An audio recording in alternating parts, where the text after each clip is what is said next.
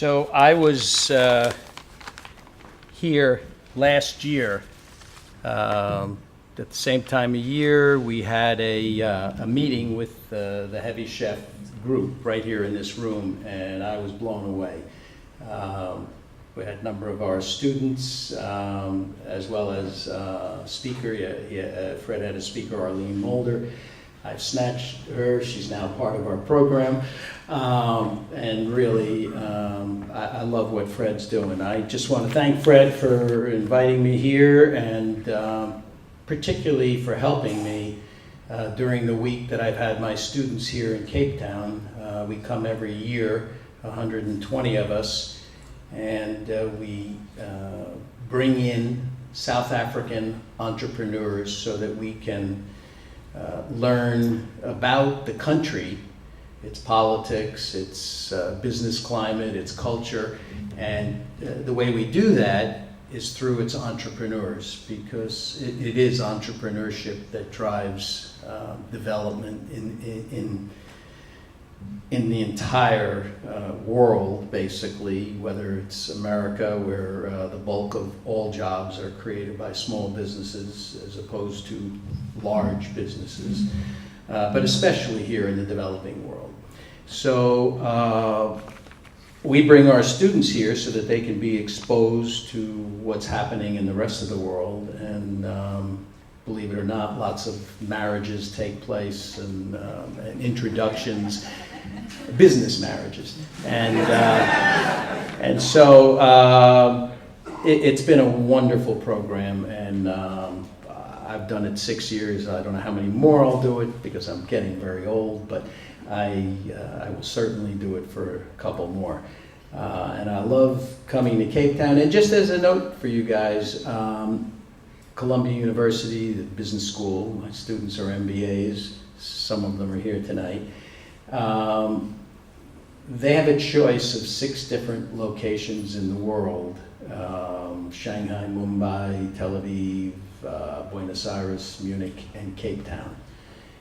And a third of them pick Cape Town. Very interesting, very interesting. So you got something exciting going on here.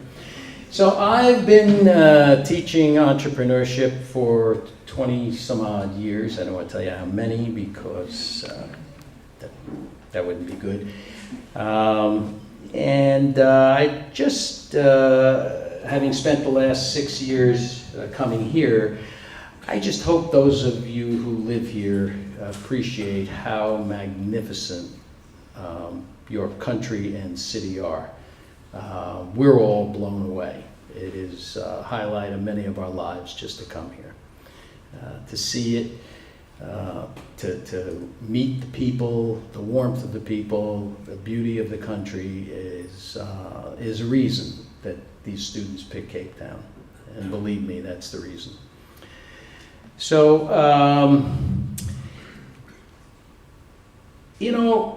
I'm very impressed with the environment here in Cape Town. I know it's not quite the same environment that you have in the rest of South Africa as far as entrepreneurship. I know my numbers fairly well, and 60% of the tech entrepreneurship in South Africa takes place here in Cape Town. You have almost triple the activity here in entrepreneurship that you have in the rest of South Africa. You have extraordinary resources available to you. You have, incubators, I think 20 odd incubators and 20 plus workspaces like this. They're even in the townships now.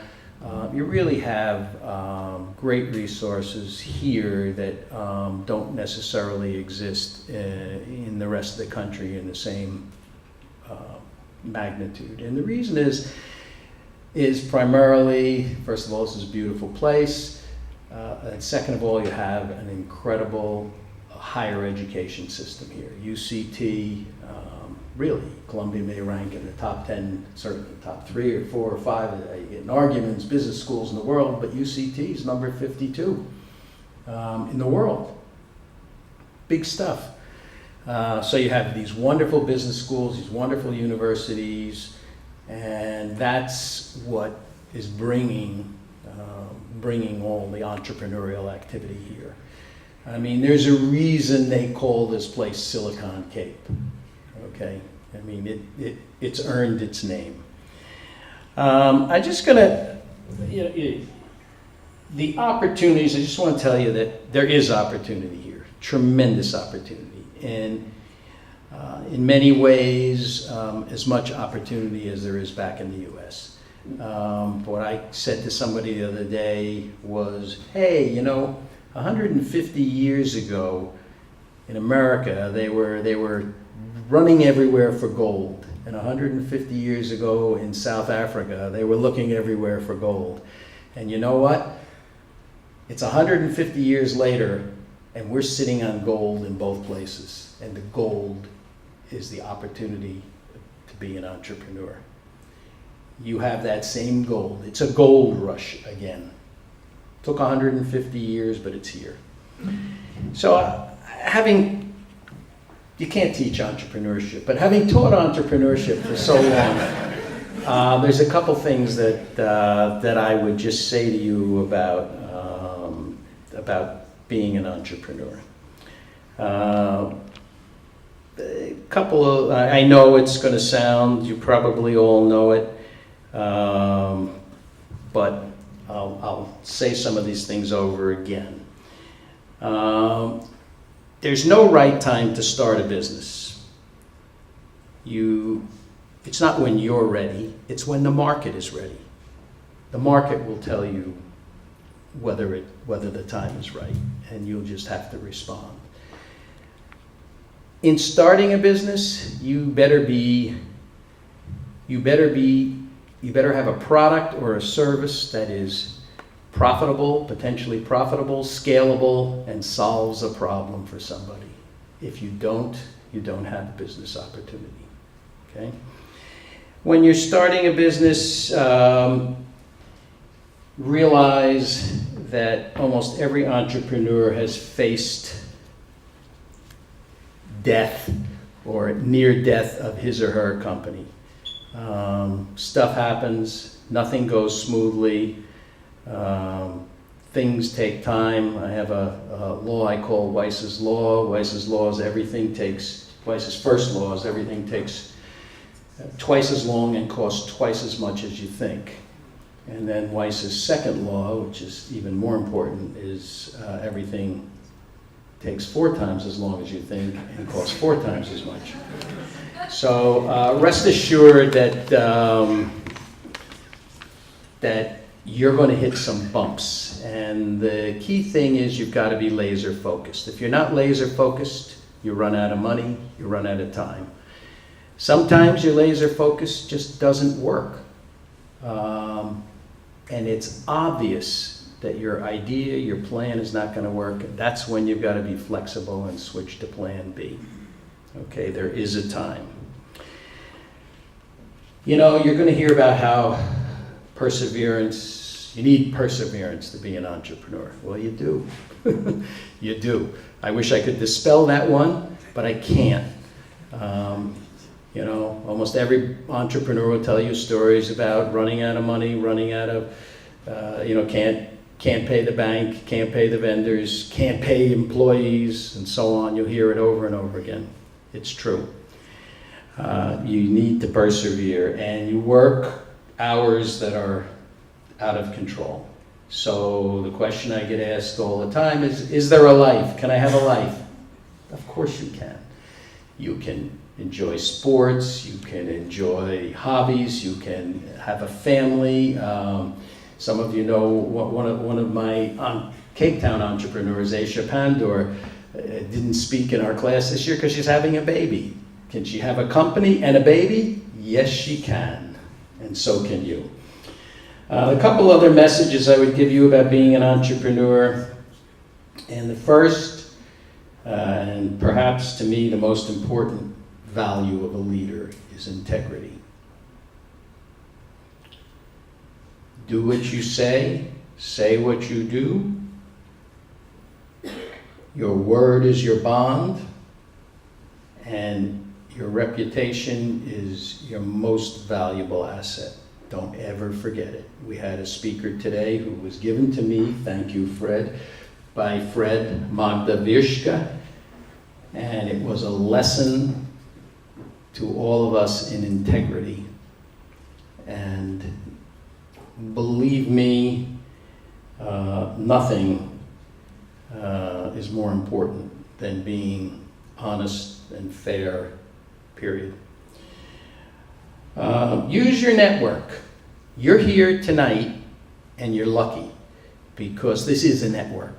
The best thing about the heavy chefs of this world, the best thing about Columbia Business School, the best thing about UCT Business School is the network that you're going to get. Networking is very important to an entrepreneur. You don't just use people, but the more people you meet and the more you branch out, the better you're going to be. And the better, more is going to come back to you for your company. Not only that, being an entrepreneur is lonely. You have nobody to talk to. They either work for you, or they're competitors, or they're in another business. It's hard. Maybe you have a board of directors or advisors, but you need people to talk to.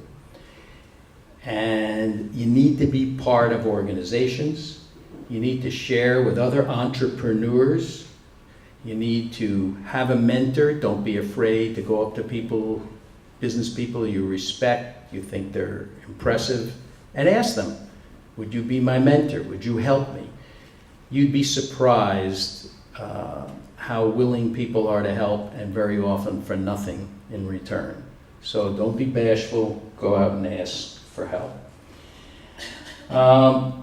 Partner with people who you trust, partner with people who are, and hire people who are curious, open-minded, willing to change, appreciative, and most importantly, humble. Be humble. Believe it or not, most successful businessmen are not like Steve Jobs.